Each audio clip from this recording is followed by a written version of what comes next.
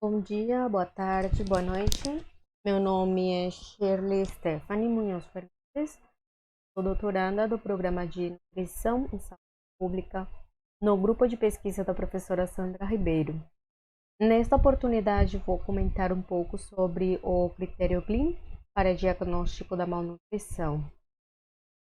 Para esse propósito, eu selecionei um paper publicado na revista Clinical Nutrition em 2020. Nesse artigo foi explorado o critério Glean como ferramenta de diagnóstico e predição de sobrevida em pacientes idosos com câncer. Dentre desses autores, alguns deles fazem parte do grupo de trabalho do Glean. Como primeira medida, os autores nos relembram um pouco sobre a epidemiologia do envelhecimento e o câncer. A população idosa tem estado em crescimento nos últimos anos, graças aos avanços médicos tecnológicos, entre outros. E em 2013, a população idosa se encontrava em um total de 841 milhões. E se estima que para o 2050 essa população aumente para 2 bilhões de pessoas, o que representaria um aumento de mais de 20%. Nesse decorrer de tempo também tem sido observado um aumento na prevalência de doenças crônicas, como por exemplo o câncer, e principalmente neste grupo de pessoas, uma vez que mais de 50% dos novos diagnósticos oncológicos ocorrem em adultos idosos.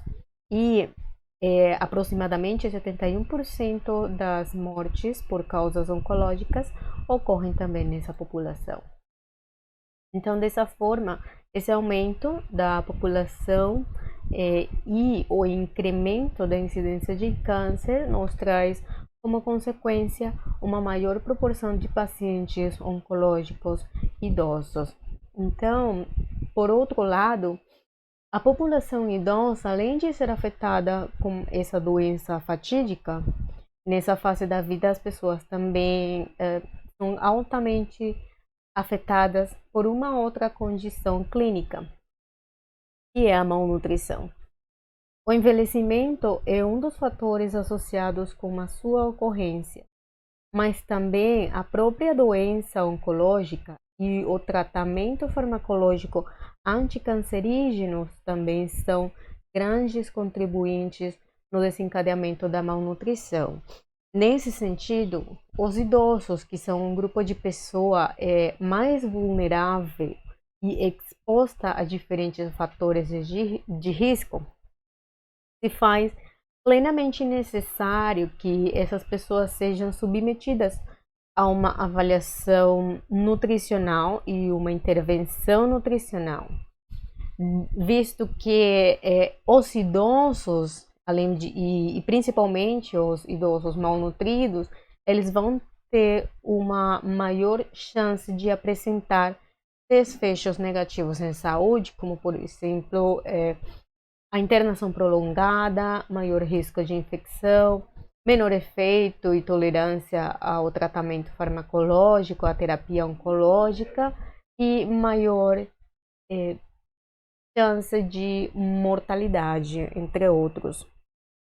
Dessa forma, identificar de uma forma oportuna o risco de malnutrição vai redundar em benefício tanto para o paciente como para o sistema de saúde. Nós nutricionistas conhecemos a malnutrição como uma moeda de duas caras, que abrange por um lado as deficiências e por outro os excessos.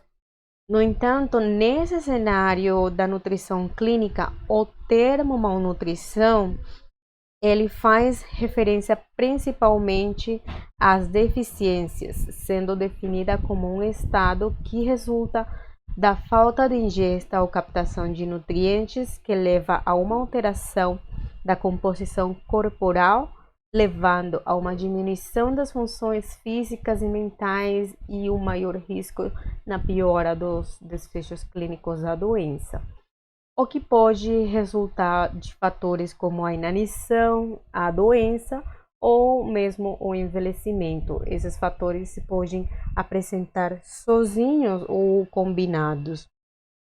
Eu queria aproveitar para trazer para vocês e lembrar de dois importantes estudos de malnutrição hospitalária em Latinoamérica, como são o ELAM, publicado em 2003, e o ENOLA em 2016.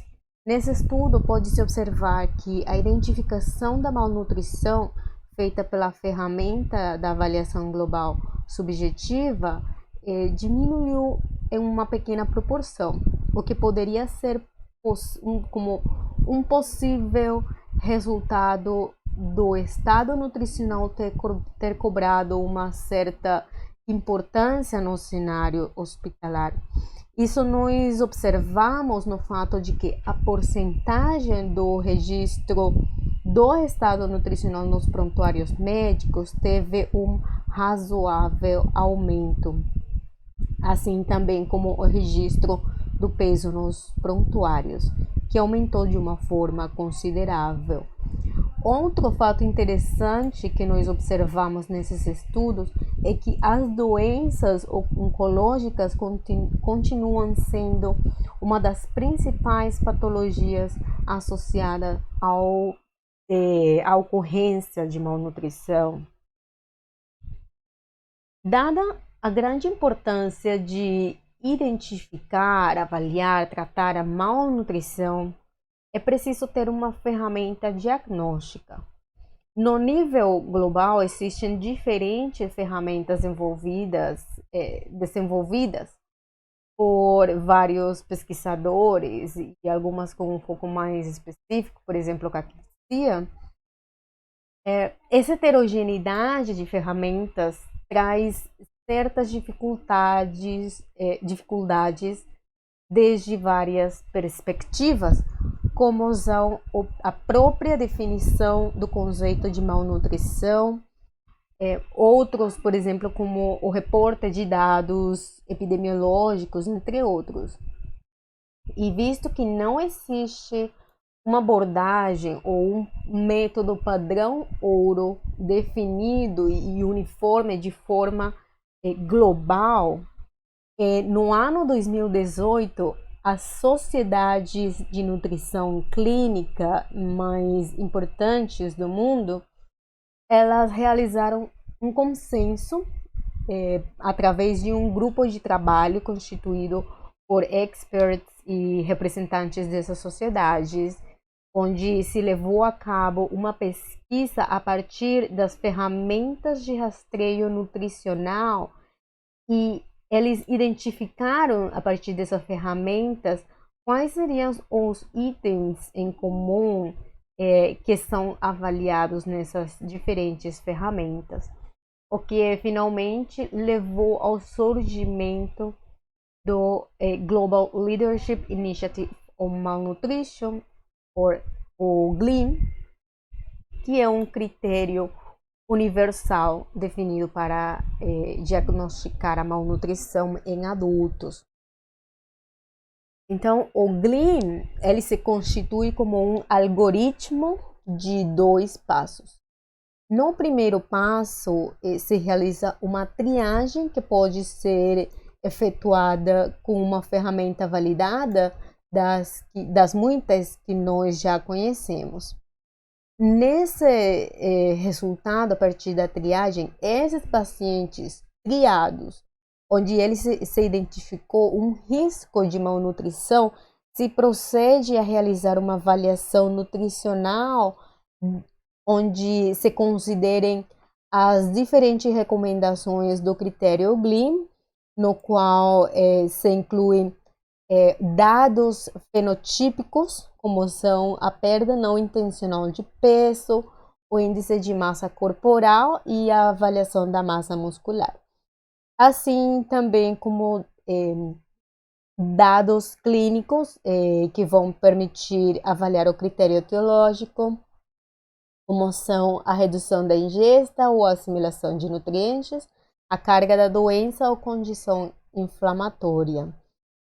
E para diagnosticar a malnutrição, o paciente deve cumprir com ao menos um critério fenotípico e um critério etiológico.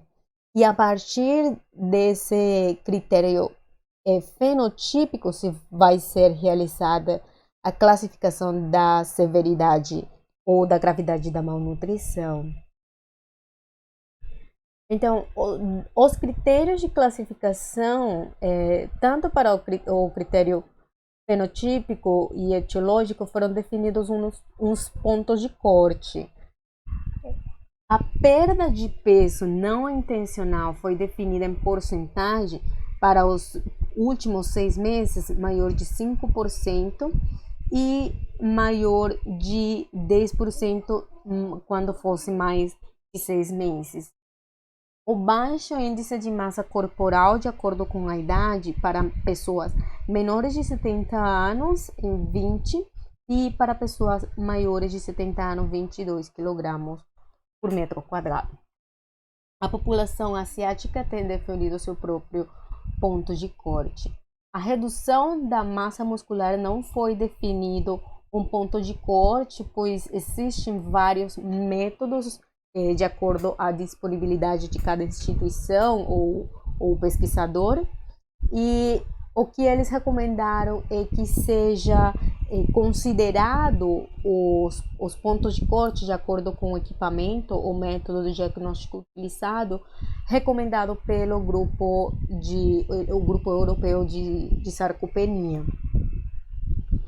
Com relação ao critério etiológico, a redução da ingesta ou assimilação é avaliada de acordo com a ingesta alimentar na última semana, na qual tenha sido apresentada uma redução igual ou menor a 50% dos requerimentos energéticos, e qualquer tipo de redução se fosse estado presente essa redução por mais de 2 semanas.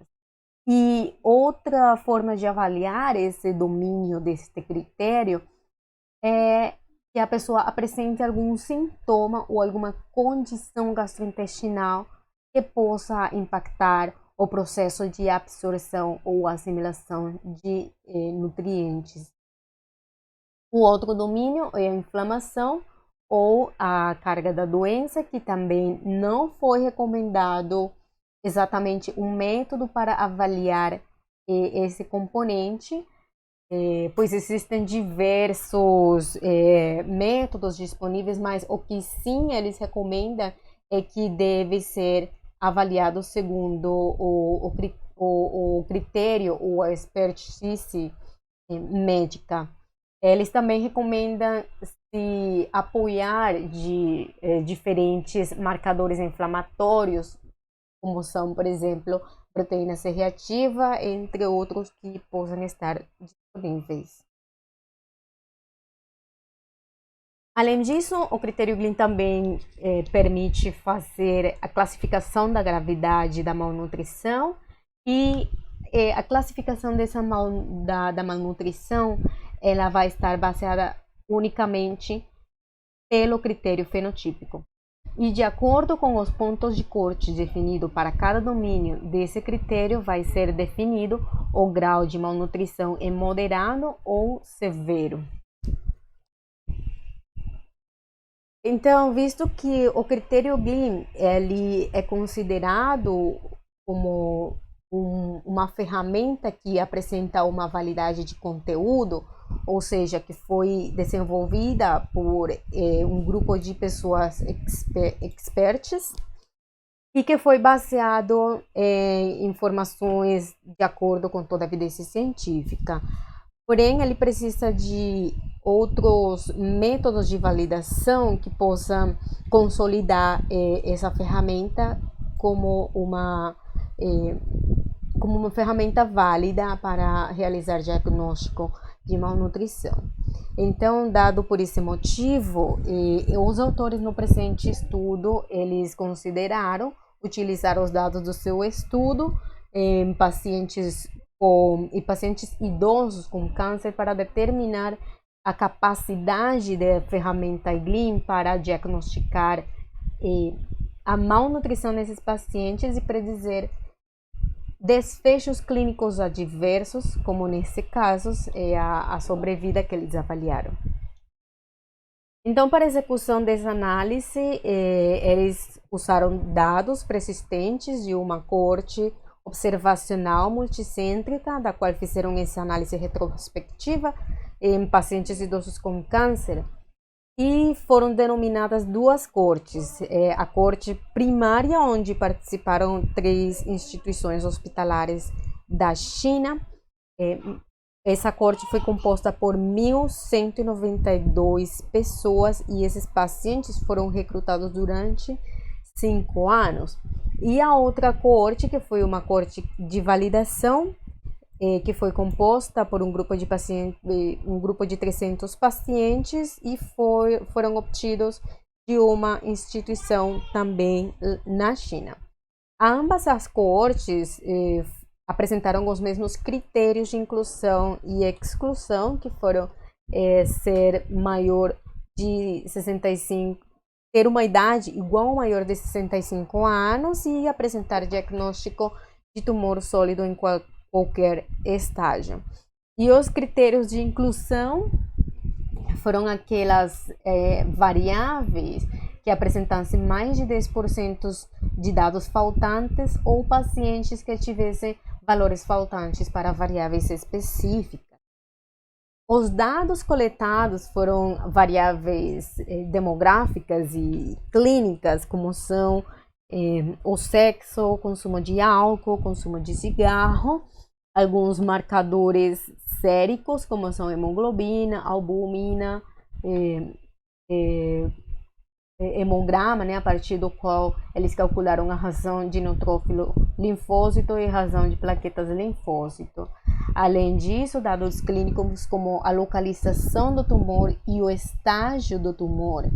Também foi avaliada a ferramenta que chama de estado de performance de Karnofsky, que basicamente é uma escala que avalia atividades da vida diária em pacientes oncológicos. Essa escala foi transformada para uma outra escala, que é a escala do estado de performance do Grupo Cooperativo Oncológico do Oeste. E o grau, o estágio do tumor, ele foi definido de acordo com a 8ª edição do sistema de classificação. Desculpa, no momento eu não lembro a definição da sigla, mas foi o sistema que eles usaram para avaliar o estágio do tumor. E os pontos de corte definidos para categorizar essas duas variáveis de hemoglobina e albúmina foram considerados os valores comumente aceitados para essas variáveis. E enquanto a definição dos pontos de corte para classificar as variáveis da razão de neutrófilo e linfócito e plaqueta linfócito foram definidos a partir da curva Hawking. Com relação à avaliação nutricional desse estudo, primeiro foi realizada uma triagem usando a ferramenta de risco nutricional NRS 2002 e a avaliação nutricional dos pacientes identificados em risco foi realizada considerando os critérios diagnósticos do GLIM. Então, para diagnosticar o paciente, como deve apresentar pelo menos um critério fenotípico e um critério etiológico, como dentro desses critérios etiológicos existem várias doenças que elas já são consideradas como apresentar um estado de inflamação leve a crônico, o câncer se encontra dentro desse grupo de doenças. E por essa amostra ser composta por pacientes oncológicos, então, para definir o diagnóstico de malnutrição, basicamente a pessoa devia cumprir com um dos critérios fenotípicos, que fosse a perda de peso nos últimos 6 meses, o baixo IMC e a severidade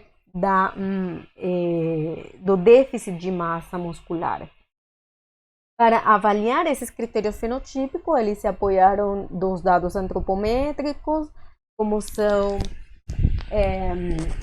eles indagaram, né, perguntaram sobre a perda de peso nos últimos 6 meses, para calcular a mudança de peso, calcularam o índice de massa corporal, né, a partir do peso e da altura, e finalmente a massa muscular foi avaliada a partir da circunferência da panturrilha, com pontos de cortes previamente definidos para a população asiática, pois eles não contavam com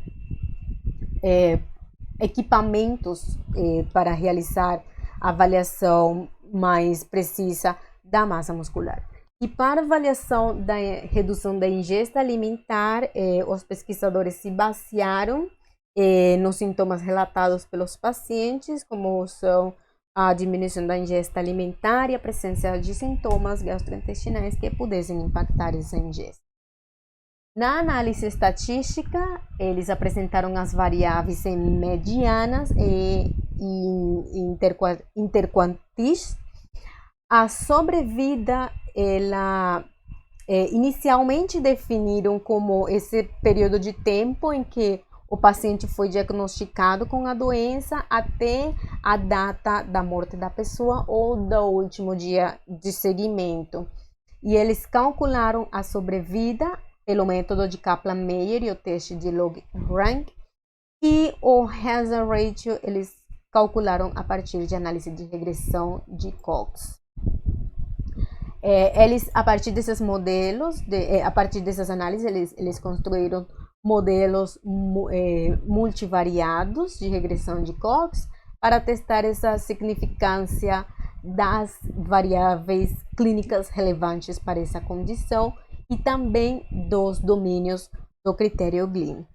Além disso, o último estágio do tumor, né, que é a metástase, foi incluído no último modelo da regressão de Cox. Posteriormente, de acordo com o resultado dessa análise multivariada, eles construíram um nomograma usando os critérios Gleam e essas variáveis de pronóstico clínico que eles identificaram, para mostrar a predição da sobrevida a partir da data de admissão e nos próximos anos, no próximo primeiro, segundo e terceiro ano de sobrevida, para esses pacientes que se encontravam em risco de malnutrição. E o índice de Harrell foi também calculado, que eu pessoalmente não conhecia esse índice, mas ao parecer ele é uma medida de avaliação de goodness of fit, ou de ajuste, né, para esses modelos que avaliam esses dados de sobrevida. Posteriormente, eles calcularam as curvas Hockey para determinar a acuracia da predição da taxa de sobrevida para cada um dos anos que eles identificaram. E, finalmente, foram avaliadas as curvas de calibração, onde eles puderam determinar por esses gráficos se essas taxas observadas e as taxas preditas pelo nomograma estariam em concordância. Bom, nos resultados, eles apresentaram na tabela as características clínico-patológicas segundo o risco nutricional identificado pelo NRS 2002 para cada uma das coortes. Na coorte primária, eles encontraram que 64,8% dos pacientes se encontraram em risco de malnutrição. E na coorte de validação, se encontravam em risco, foram identificados 67,3%. De uma maneira geral, se vocês podem observar, nós podemos ver que os grupos que se encontravam em maior risco nutricional foram os que apresentaram piores dados clínicos, né? Foram aqueles que se encontravam com estágio mais avançado do tumor ou apresentaram metástase.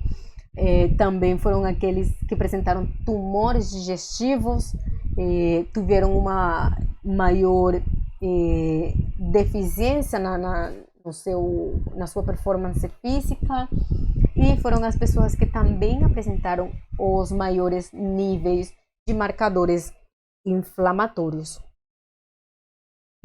Então, a prevalência da malnutrição nessa amostra para cada uma das coortes foi identificada na coorte primária, que 48,4% dos pacientes se encontraram com diagnóstico de malnutrição, sendo que desses pacientes, 27,8% apresentou malnutrição moderada e 20,6% severa, enquanto que na coorte de validação, 46% dos pacientes apresentou diagnóstico de malnutrição, desses 25% se encontravam em malnutrição moderada e 21% em malnutrição severa. Já a avaliação por cada um dos critérios permitiu observar que dentro do critério fenotípico, aquele domínio que mais contribuiu com o diagnóstico de malnutrição foi a porcentagem de peso, de perda de peso não intencional. Foi aquele que teve uma maior porcentagem dentre desses pacientes dessa amostra de idosos com diagnóstico de câncer. Bom, como vocês puderam observar na tabela de caracterização, os pacientes que foram identificados em risco de malnutrição foram aqueles cujo perfil clínico patológico se encontrava mais comprometido, como, né, a fase da doença mais avançada, os marcadores inflamatórios mais aumentados, ingesta mais reduzida. Então, para avaliar o impacto da malnutrição diagnosticada por essa ferramenta e, portanto, para avaliar sua validade, são realizados testes com relação a parâmetros clínicos relevantes para essa condição. Neste caso desse estudo, os pesquisadores avaliaram a associação do risco de malnutrição com a sobrevida dos pacientes com câncer. Na coorte primária, o tempo de seguimento, o tempo médio foi de 15 meses, 15,6 meses aproximadamente. E aqui nessa análise, os pacientes que foram identificados pela ferramenta de triagem NRS 2002 em riscos de malnutrição tiveram uma taxa de sobrevida significativamente pior comparado com aqueles que não foram identificados com o risco. E quando os pacientes foram analisados de acordo já com o diagnóstico de malnutrição, né, lembremos que nessa coorte foram 615 pacientes que foram identificados como bem nutridos, 331 pacientes no estágio 1 e 246 no estágio severo. Então, de acordo com o diagnóstico da malnutrição pelo critério Gleam, foi observado que as pessoas que foram diagnosticadas com malnutrição em ambos os estágios, eles tiveram uma associação com menor sobrevida comparado com as pessoas bem nutridas. Além disso, os pesquisadores também avaliaram essa associação da sobrevida com os pacientes de acordo com o grau de malnutrição. Então, os pacientes com malnutrição severa, eles tiveram uma tendência a ter uma menor sobrevida comparado com aqueles que tiveram um diagnóstico de malnutrição moderada. Além disso, os pesquisadores fizeram uma estratificação da análise, dessa análise de sobrevida de acordo com o tipo de tumor dos pacientes, né, do tipo de câncer. Então, quando os pacientes foram classificados de acordo com o tipo de tumor, eles observaram que houve uma associação significativa com uma pior sobrevida para aqueles pacientes que tiveram um diagnóstico de tumor gastrointestinal e observaram que a malnutrição foi um preditor independente.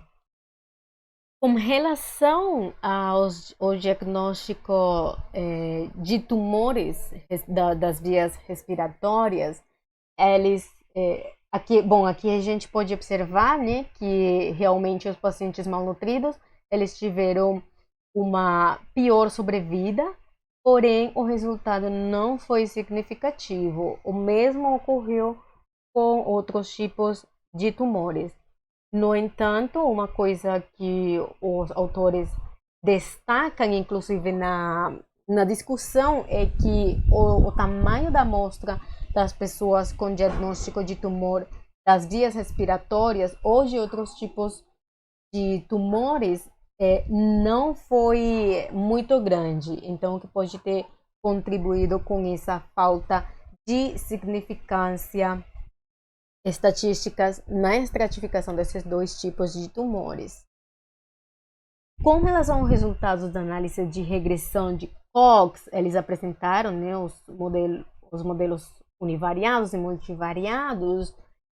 Eles observaram que após o ajuste com as diferentes variáveis clínicas que se mostram importantes para essa condição oncológica, foi encontrado que a desnutrição severa ainda se manteve como um preditor pronóstico independente da sobrevida nesses pacientes idosos oncológicos. E como esperado, né, nessa fase mais avançadas, como por exemplo os pacientes que apresentaram metástase também foi uma variável clínica que se mostrou como preditor pronóstico independente da sobrevida, e também como uma piora no desempenho físico, assim também como marcadores de inflamação em níveis mais aumentados também tiveram uma significativa. Agora, nesses resultados obtidos a partir da regressão de Cox multivariada, foram inseridas as variáveis do critério Gleam, ou seja, os domínios de cada um dos critérios, tanto etiológico quanto fenotípico, e foram incluídos nessa análise junto com as variáveis clínicas que foram identificadas como preditores pronósticos independentes no nosso modelo. E observaram que nessas pessoas em risco de malnutrição, aqueles com um baixo IMC, aquelas com redução da massa muscular e com menor ingesta alimentar, esses 3 domínios do critério Gleam tiveram uma associação significativa com uma pior sobrevida nesses pacientes com câncer. E se mostraram propriamente, né, como fatores pronósticos independentes da sobrevida, juntamente com as outras variáveis clínicas relevantes, como a presença de metástase e aumento dos marcadores inflamatórios e o estado ou performance física, né? Então, baseados nessas variáveis que foram consideradas preditores pronósticos independentes, foi construído um nomograma para predizer a taxa de sobrevida dos idosos com câncer em risco de malnutrição. Então, nessa escala de um nomograma, eles representaram os coeficientes do modelo de regressão de Cox e foram rescalados para ou foram transformados para uma escala de 100 pontos. E a avaliação desse nomograma por meio do índice C de Harrell mostrou que realmente o nomograma ele apresenta uma adequada predição da sobrevida, pois o valor do índice foi de 0,71. Então, a partir desses modelos foram construídas as curvas Hawkins, né, para cada um dos anos de sobrevida, para um ano de sobrevida após o diagnóstico, para o segundo ano e terceiro ano.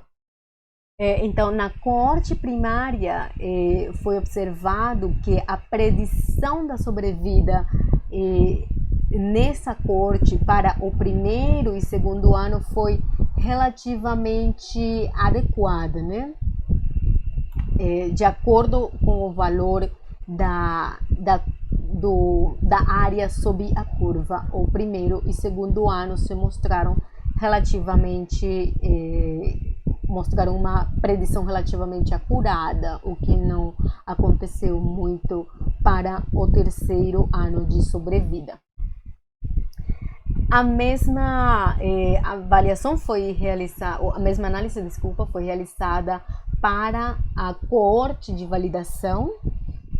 Nessa coorte, o tempo médio de segmento foi maior que o tempo médio de segmento da coorte primária. Este foi de 22 meses.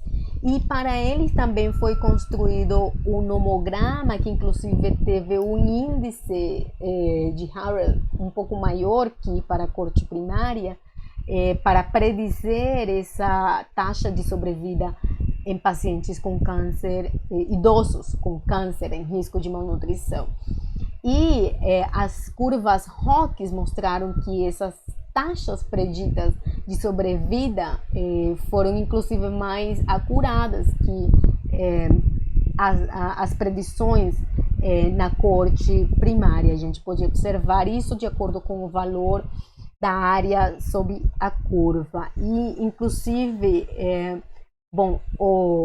para o primeiro ano de sobrevida, a predição foi igualmente, né, a mais acurada, né, o que também aconteceu com a coorte primária, mas aqui o terceiro ano de sobrevida mostrou uma acuracia um pouco maior do que a predição do segundo ano de sobrevida.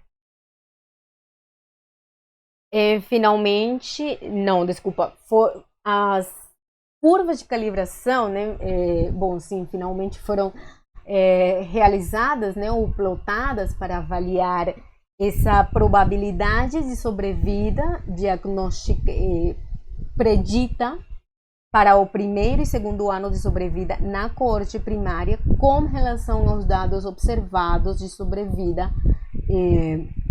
para o primeiro e segundo ano.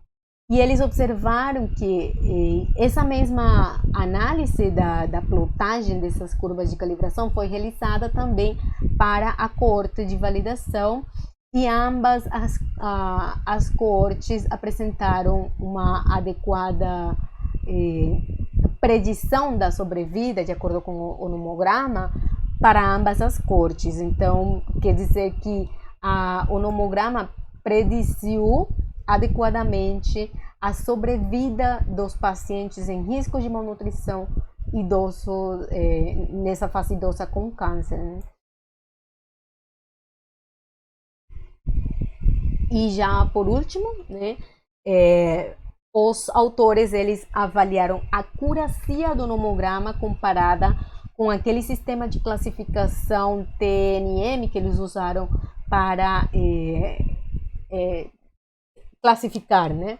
Classificar o estágio do tumor, né? Essa análise foi realizada na coorte primária para cada um dos anos preditos de sobrevida, primeiro, segundo e terceiro ano.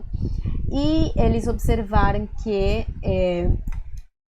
de acordo com o valor da área sob a curva, a predição realizada pelo nomograma para cada um dos anos, né, comparado com o sistema de classificação de tumor que eles utilizaram, o nomograma apresentou, inclusive, um pouco melhor, muito melhor, né, a predição da sobrevida nos pacientes em risco de malnutrição.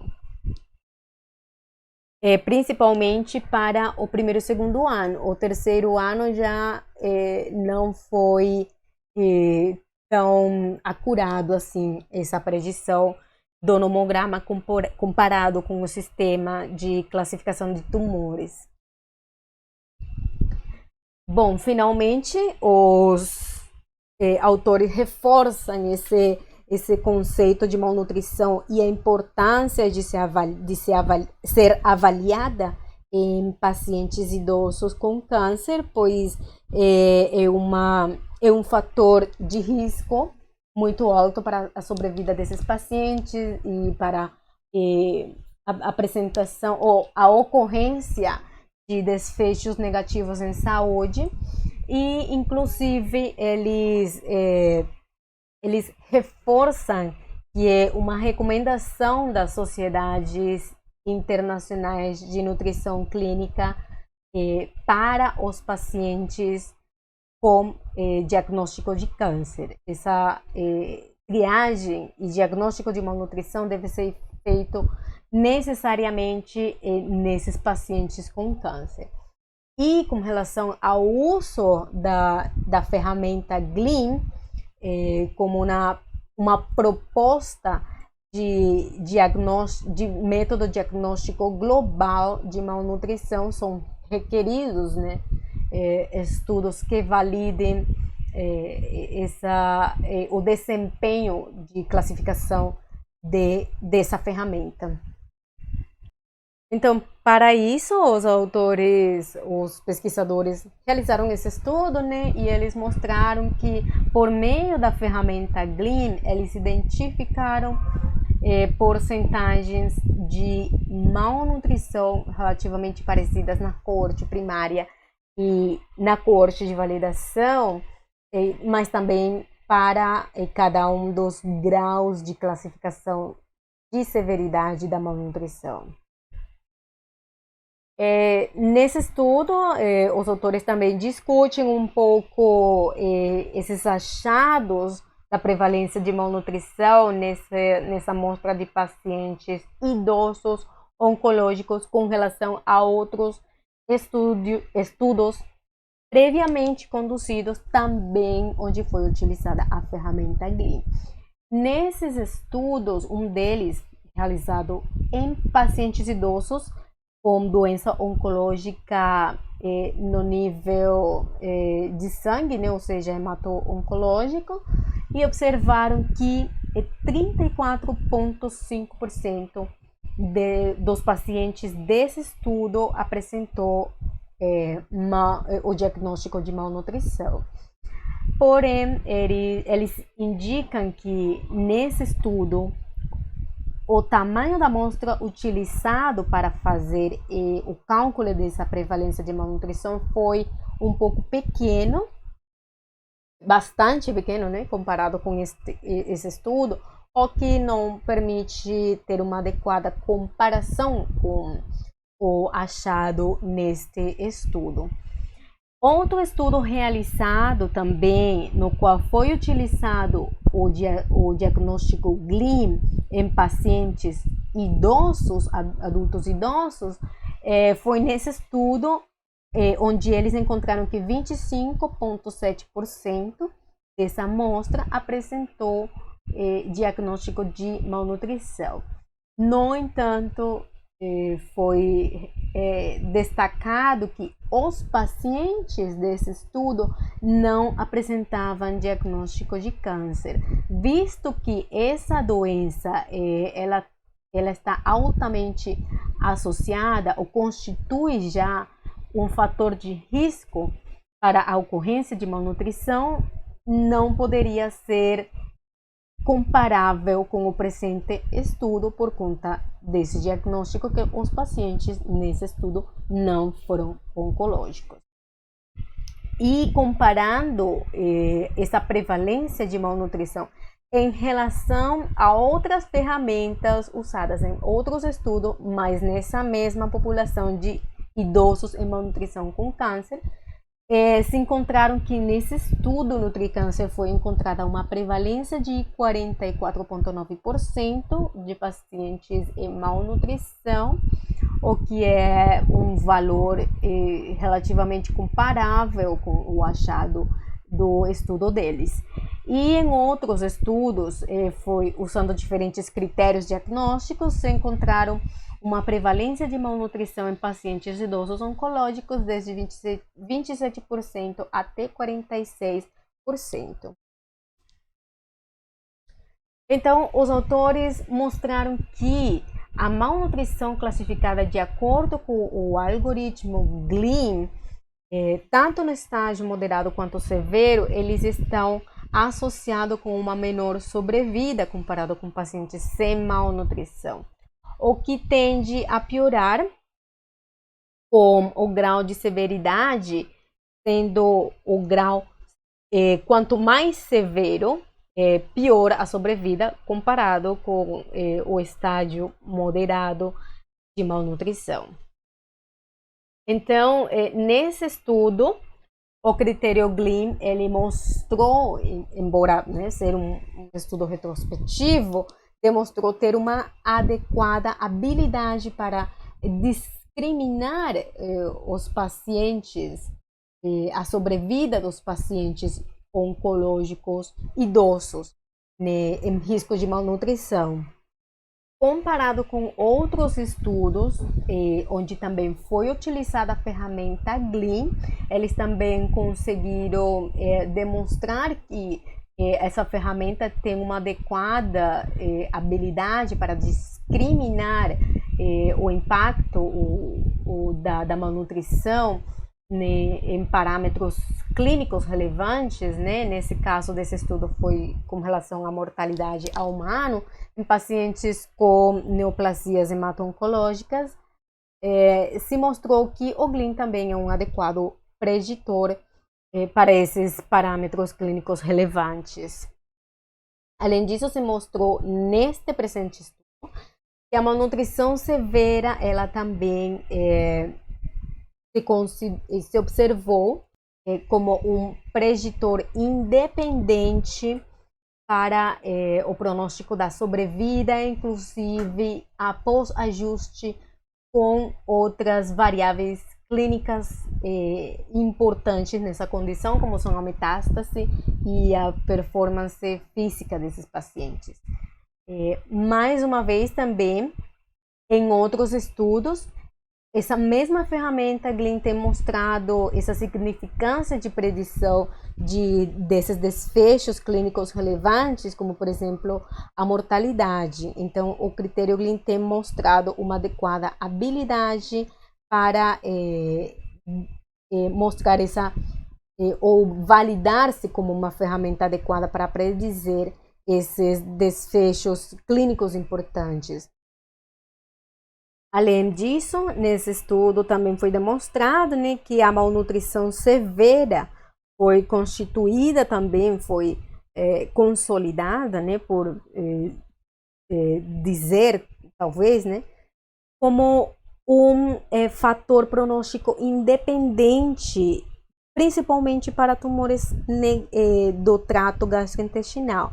Não querendo dizer com isso que para outros tipos de tumores não seja uma ferramenta adequada ou preditiva para esse tipo de desfechos, né?